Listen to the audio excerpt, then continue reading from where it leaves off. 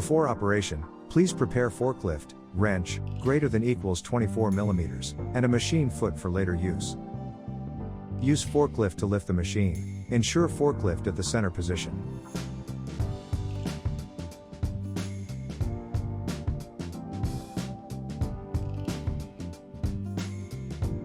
The height between machine bottom and ground should be bigger than 12 centimeters. From the view of top, rotate the nut clockwise to loosen it. Then rotate the block clockwise to take out the foot.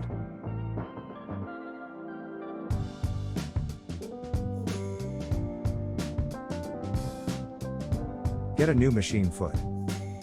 Align to the reserved hole. From the view of top, rotate the bolt counterclockwise to attach it. Then rotate the nut counterclockwise to fix the machine foot. Can adjust machine foot bolt and nut to level the machine. Slowly down the machine after foot replacement.